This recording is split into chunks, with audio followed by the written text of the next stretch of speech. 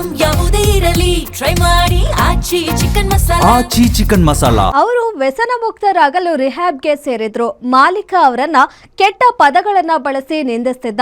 ಅದಕ್ಕೆ ಅವರು ಅಲ್ಲಿಂದ ಎಸ್ಕೇಪ್ ಆಗಬೇಕು ಅಂತ ಅನ್ಕೊಂಡಿದ್ರು. ಆದ್ರೆ ಎಸ್ಕೇಪ್ ಆಗೋ ದಿನನೂ ಮಾಲೀಕನ ನಿಂದನೆಗಳನ್ನ ಸಹಿಸದೆ ಆ 4 ಮಂದಿ ರಿಹ್ಯಾಬ್ ಸೆಂಟರ್ ಓನರ್ನನ್ನೇ ಮರ್ಡರ್ ಮಾಡಿ ಎಸ್ಕೇಪ್ ಆಗಿದ್ರು. ಆರೋಪಿಗಳ ಹಿಂದೆ ಬಿದ್ದಿದ್ದ ಪೊಲೀಸರು ಕೊನೆಗೂ 4ರನ್ನ ಅರೆಸ್ಟ್ ಮಾಡಿದ್ದಾರೆ. ಎಣ್ಣೆ ಬಿಡಲು ಹೋದವರಿಂದ ಮಾಲೀಕನ ಮರ್ಡರ್, ಉಸಿರು ನಿಲ್ಲಿಸಿ ಎಸ್ಕೇಪ್ ಆಗಿದ್ದ 4 ಅಂದರ್.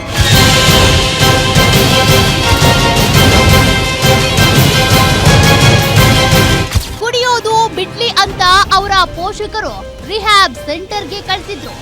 ಆದ್ರೆ ಕಿಡಿಗೇಡಿಗಳು ಕಿರಿಕ್ ಮಾಡಿಕೊಂಡು ರಿಹ್ಯಾಬ್ ಸೆಂಟರ್ ಓನರ್ನನ್ನೇ ಮರ್ಡರ್ ಮಾಡಿ ಎಸ್ಕೇಪ್ ಆಗಿದ್ರು. ಇದು ನಡೆದಿದ್ದು ಜೂನ್ 19 ಬೆಂಗಳೂರಿನ ಚಂದ್ರ ಲೇಔಟ್ ಠಾಣಾ ವ್ಯಾಪ್ತಿಯ ಡಿಸಿಸಿ ಲೇಔಟ್ನಲ್ಲಿ. ಅಲ್ಲಿದ್ದ ನ್ಯೂ ಲೈಫ್ ಎಂಬ ರಿಹ್ಯಾಬ್ ಸೆಂಟರ್ನ ಮಾಲೀಕ ಶಿವಲಿಂಗಯ್ಯ ಎಂಬಾತನೇ ಕೊಲೆಯಾಗಿದ್ದು.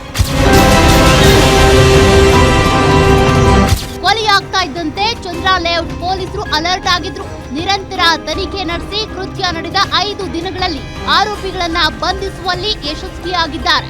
ಅವರೇ ಈ ನವೀನ್, ಚೇತನ್, ಕಾರ್ತಿಕ್ ಹಾಗೂ ಸುಹೈಲ್ ಪಾಷಾ. ಕೆಲ ದಿನಗಳ ಹಿಂದೆ ವ್ಯಸನ ಮುಕ್ತರಾಗಲು ಆರೋಪಿಗಳು ನ್ಯೂ ಲೈಫ್ ರಿಹ್ಯಾಬ್ಗೆ ಚಿಕಿತ್ಸೆ ಪಡೆಯಲು ಸೇರಿಕೊಂಡಿದ್ರು.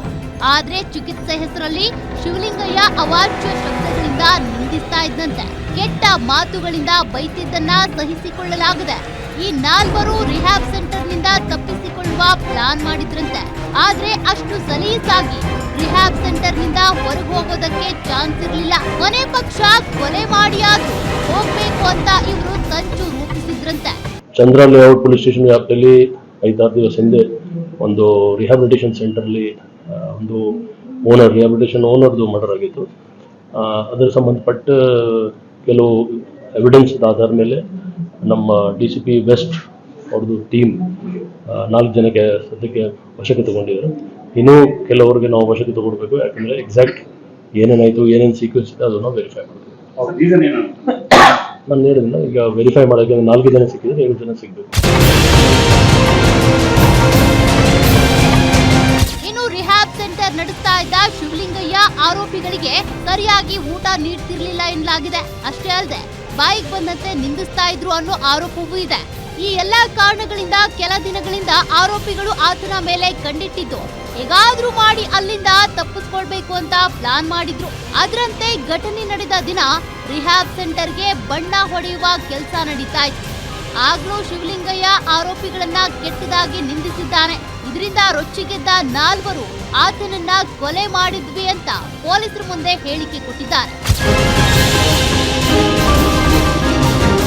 ಸದ್ಯ ಆರೋಪಿಗಳನ್ನ ಬಂಧಿಸಿರೋ ಚಂದ್ರ ಲೇಔಟ್ ಪೊಲೀಸರು ತನಿಖೆ ಕೈಗೊಂಡಿದ್ದಾರೆ.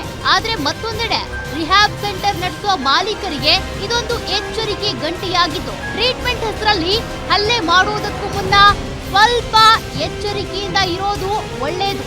SK Manjunath, crime bureau, guarantee news.